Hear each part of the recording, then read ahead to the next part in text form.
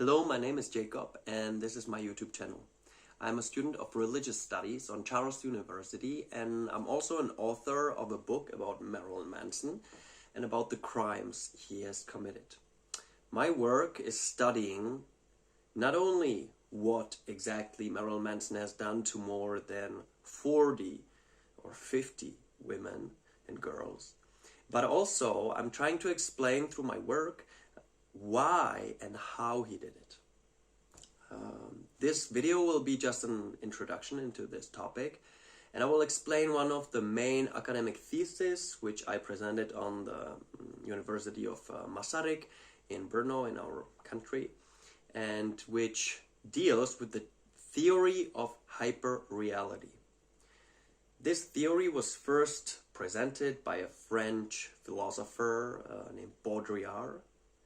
And Baudrillard is something, maybe you're not familiar with his name, but he's the father of the thought that's behind the Matrix movies.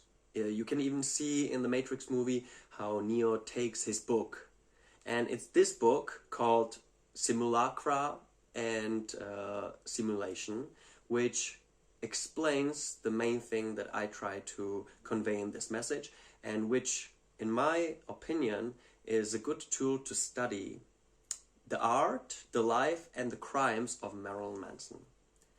So Baudrillard presented this theory about hyperreality. If I should explain it in simplicity, it's basically this. Baudrillard thought that the more we have television, media, and all this kind of stuff around us, the more we are drawn into this hyperreal world where we don't live anymore only in the reality itself, but we have something like a media reality, pop culture and all these things. And the life itself begins to live and react inside of this new environment, which is not only created by real events, but also by media events. So Baudrillard explains this on two topics, terms. One is simulation and one is the simulacra or simulacrum. What is it? So simulation is basically any piece of art, something like this, which tries to resemble the original, but is not the original. So, for example, a photograph of a person, that's a simulation of it, right? If you would simulate it perfectly today, it would be a 3D holograph of that person, right? So that's a simulation. The other thing is simulacrum or simulacra. That is more as an image. You could say an idol. And the best way to convey it is idols of old religious gods, right? So Aphrodite, the statue of Aphrodite doesn't convey to, it's not about a real person, right? It's a personification of a thought. So according to Baudrillard, simulacrum is a piece of art which portrays something that is not real, but which gives an insight into the real. And these two topics, the simulations and the simulacra, they start to fill our life, our religious and social thoughts throughout the ages from the beginning, but in the modern time it becomes much more heavy. So how does this connect with Marilyn Manson? So when I studied this thesis from Baudrillard, I started to, because I'm a long life, almost I would say past fan of Marilyn Manson, and this Baudrillard's thought got me to the conclusion that Marilyn Manson, what we see today, is just a simulation of what Brian Hugh Warner once was. Let me explain. Brian Hugh Warner, the original man behind Marilyn Manson, started as an artist, right? And he made this band, Marilyn Manson and the Spooky Kids. It was only after he was rising to fame in the Antichrist Superstar era when he started calling the whole band Marilyn Manson. It was only Marilyn Manson now. But still, it was Marilyn Manson and some of the key figures. And all of these band members, they had a name by a pop culture icon like Marilyn Monroe or Twiggy, the model. And combined with a serial killer, right? So Charles Manson or Richard Ramirez or John Wayne Gacy and all other mass killers, which are mentioned by the names of Marilyn Manson thought. Even this, from the beginning, is Marilyn Manson's diving into hyperreality, into the pop culture, because he uses this combination of some pop culture icon and something really terrible, right? So he basically shows us how easy it is to wrap something horrible into this nice bubble. And that's what he does from the whole beginning. And that's also why he kept hiding all of his crimes for so long. So we're in this era when the whole band is Marilyn Manson, but that's in the era of Antichrist Superstar and Mechanical Animals and Hollywood. And in this era, although Antichrist Superstar is super violent, super horrible, in the two latter albums, Marilyn Manson got a little bit different, right? Through the whole of this period, he's using androgynous symbols. He's sometimes dressed as a woman or he has breasts. So he's not a typical macho or like a chauvinistic guy, which he became much later.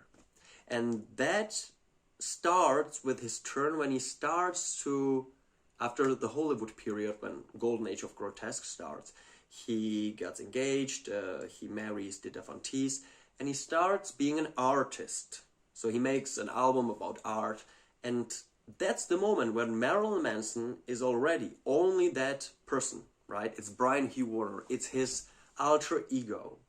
And in this period, he studies this alter ego of his. One of the best examples of this, even hyper-real studying, it almost seems that Manson read Baudrillard, because sometimes he's mentioning things about his theory. And you can even see this in the Doppelherz movie, which is a very underground movie made by Marilyn Manson, the time of Golden Age of Grotesque. You can see, I don't know if you can find it somewhere, but try to see it. And there he explains this weird combination of being a real physical person and an artist. And he starts studying about the boundaries between reality and art. Because art, that's the media, that's the show thing, right? And reality is something else. But he starts thinking how to merge these two things. How to create this hyper-real loop. And by this, he stops recognizing between what is Marilyn Manson and what is, or in this point of time, was Brian Hugh Warner. So Marilyn Manson gets divorced. He's heartbroken. He gets in love with Evan Rachel Wood. And this is where he starts having this relationship.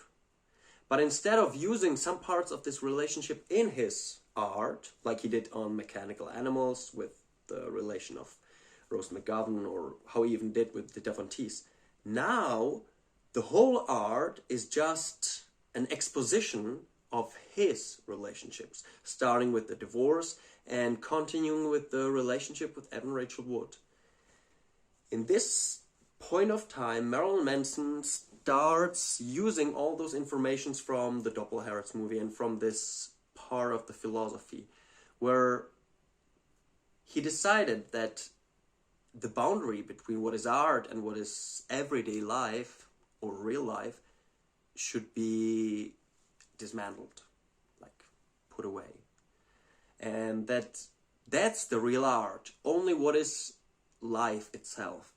And in the Doppelherz movie, he explains this, that basically he has to become what was only originally the show persona, Marilyn Manson. He has to become this so that he doesn't become some kind of a showman. He wants this barrier between his super persona, which he plays only on the podium, to be in his real life, to merge these two personalities. And that is in the time when he gets into the relationship with Evan Rachel Wood. He starts romanticizing serial killers again, like he did all of his art, but this time it's different. And even we have many evidences of his speeches when he's talking about having plans to commit suicide with his lover. Probably it's Evan Rachel Wood, because we have information about that. And we can see the thoughts that started all over at Antichrist Superstar in the song Mr. Superstar. Marilyn Manson always played with the thought that he would commit suicide on the podium, on the stage. It's in all over his songs, you know, like in this song Mr. Superstar, where he sings like, oh, I wanna that you kill yourself on TV, you know.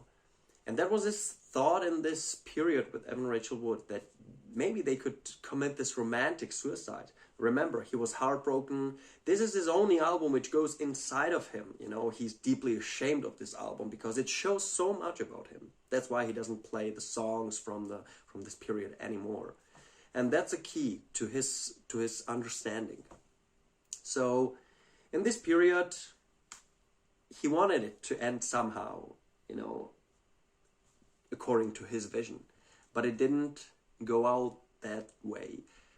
He sings that at the Eat Me, Drink Me in the end, you know. She was supposed, you know, to get to the suicide, but the ending didn't as well, you know. Because Evan Rachel Wood, she went away from him after a massive period of the first abusing, which happened on the tour of Eat Me, Drink Me. Because in the time of making of the album, we don't have many allegations even from her about that. So that happened on the tour when he was in a lot of drugs involved and they were moving from one place to another and so on. So then she's going away, and that's something that struck him, right? That he was heartbroken again. So after he lured her back, he got her back for several more years, for the whole period of High and of Low, which was the next period, he started figuring out a revenge for her. And that's what the whole album High and of Low is about. And that's the album when Marilyn Manson himself started using this hyperreal theory. It's basically the end of this artistic trilogy which he's making about art becoming real life and real life becoming art. And he started,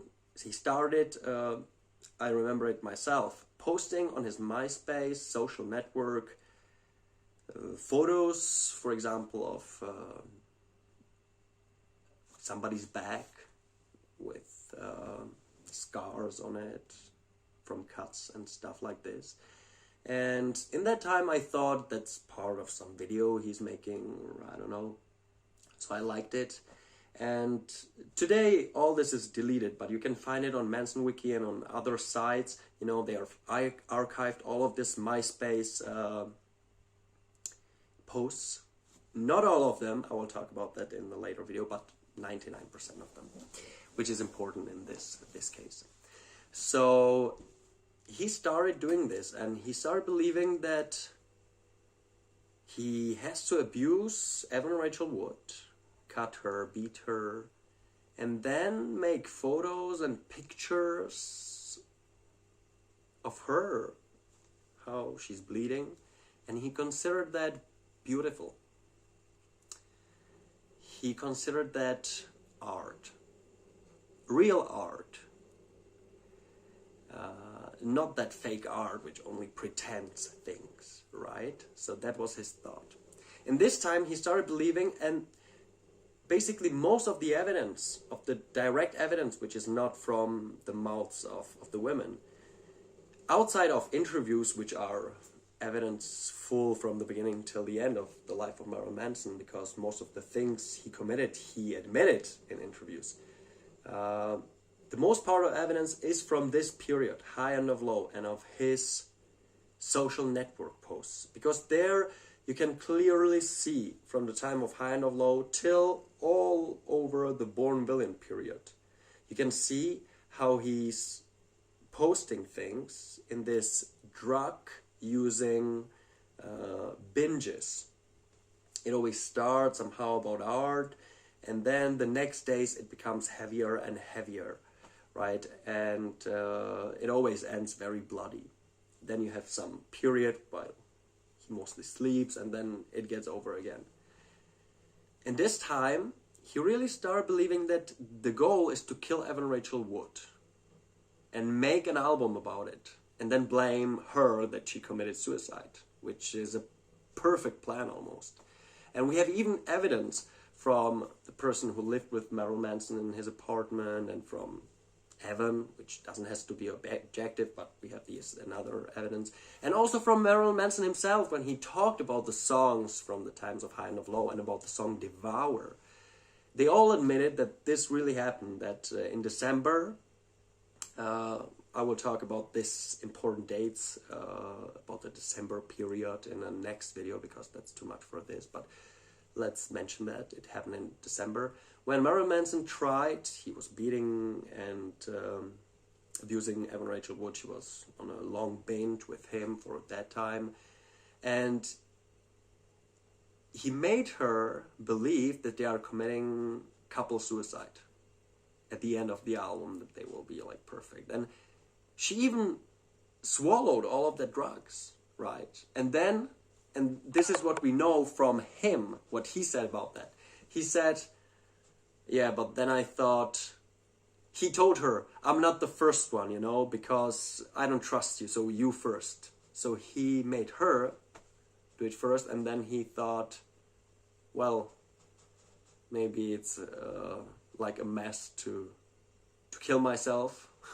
Why should I do that? And then this guy from living in the apartment came, and it's not clear totally what made Marilyn Manson call the ambulance, but we know that Evan Rachel Wood was hospitalized, that it was this attempt of suicide in that period, and I think after this was, I think, the last or pre-last moment she was with Manson,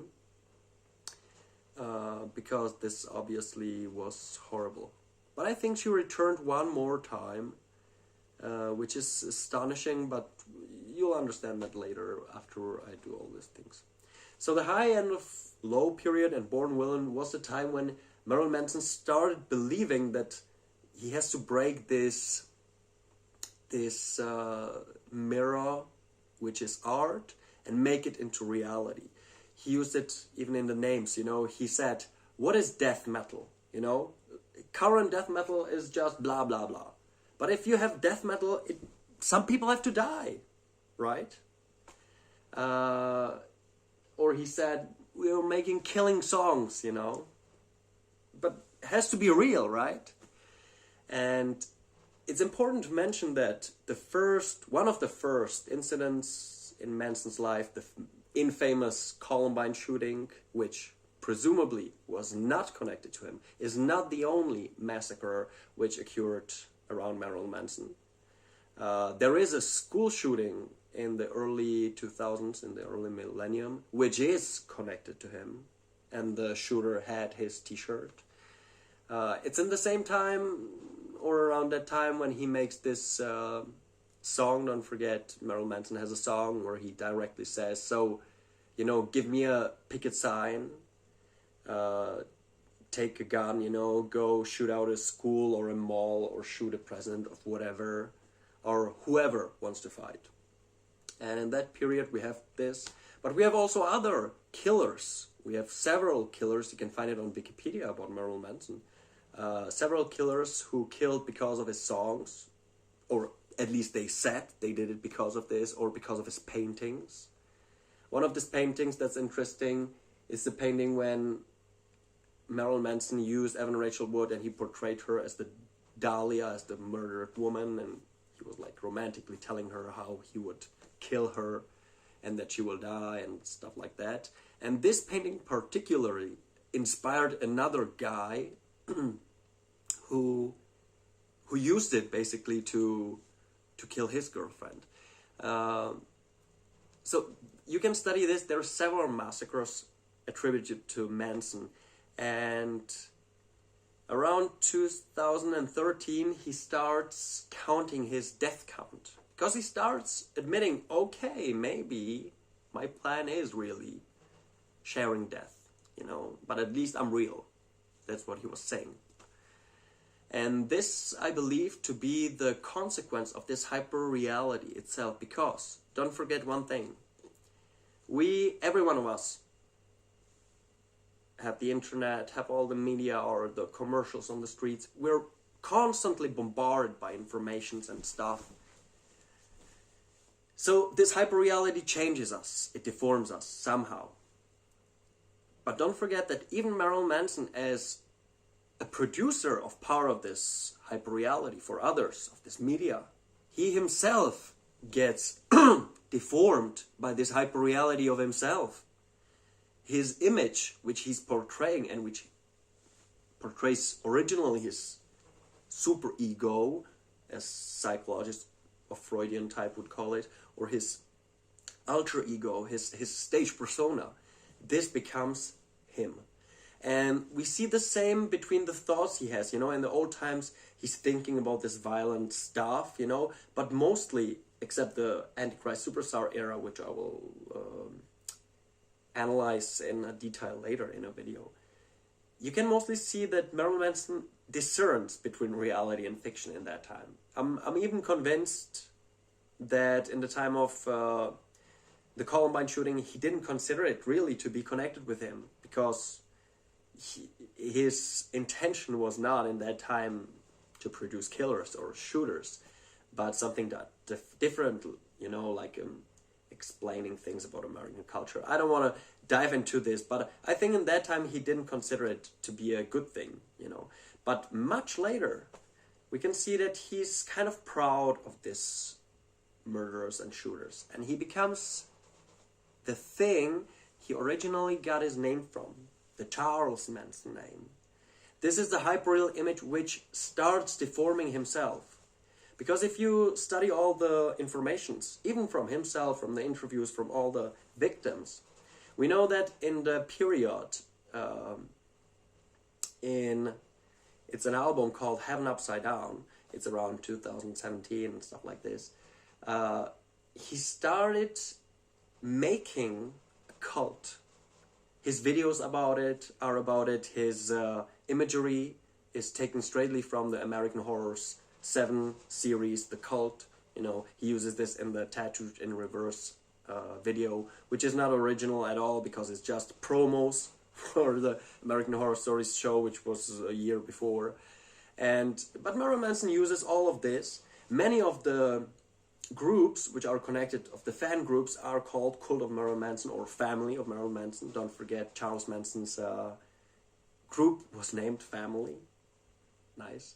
And that's the topic of, from the whole beginning, Portrait of an American Family, his first album of Marilyn Manson, He was trying to explain why the conservative Christian families don't work in America.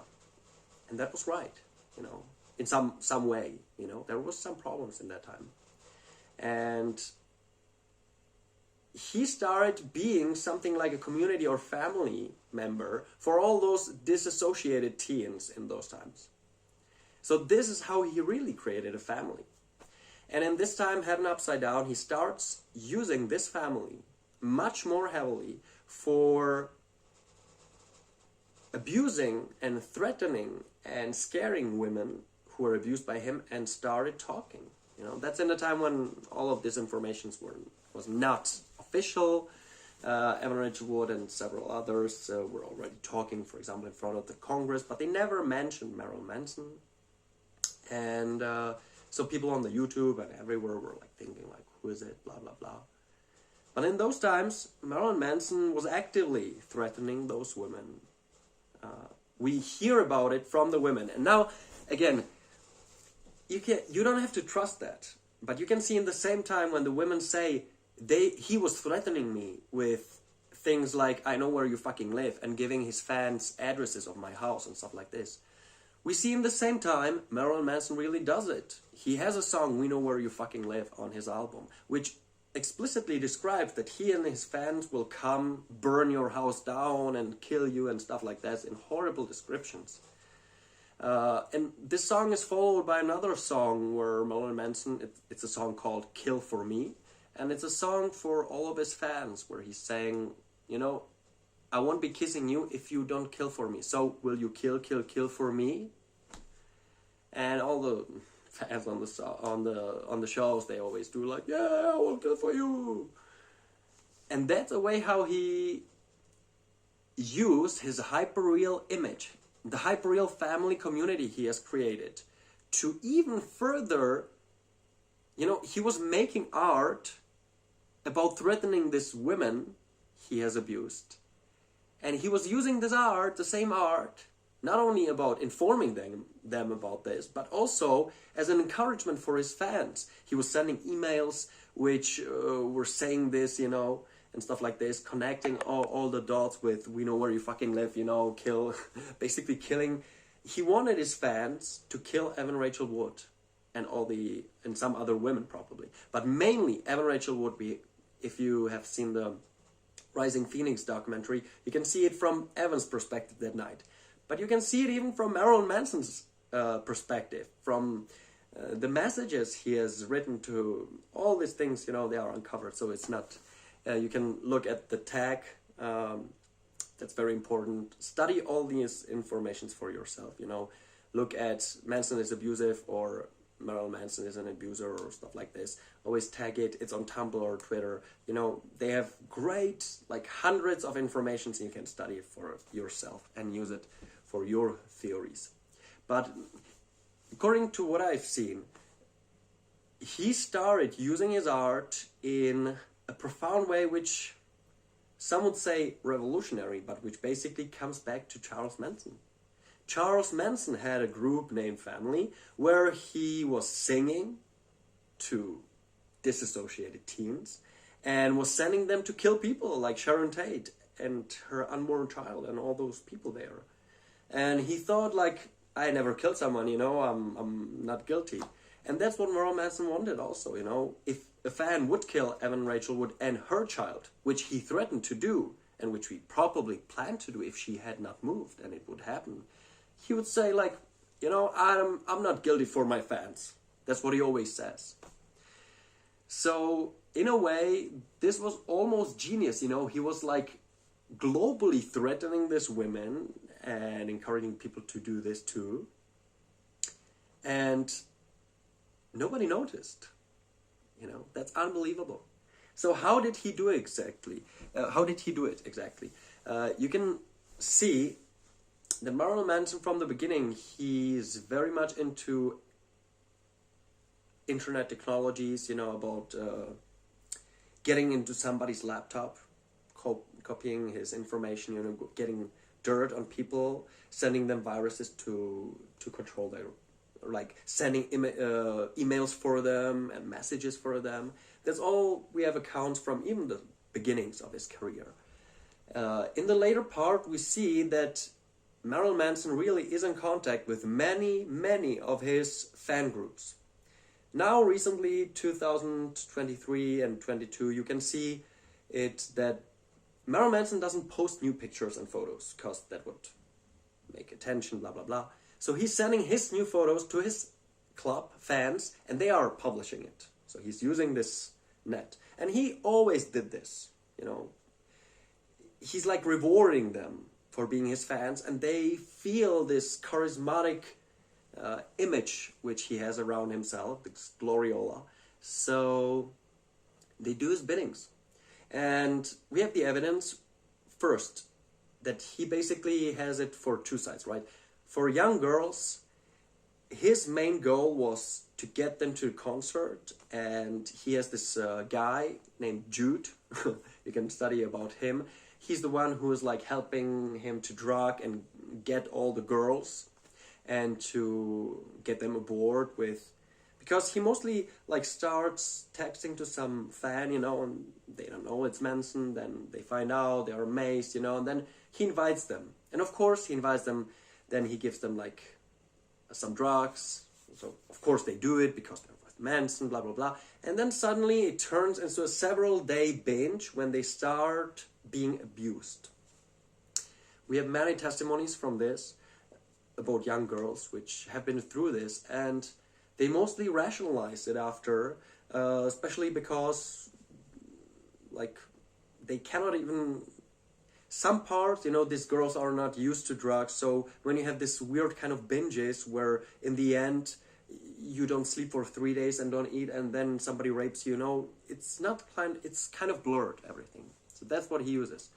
And for the male fans, he uses it not for fucking them, because although I will make a video about his gay connection, which is very interesting, but that's not an interesting, like, important topic.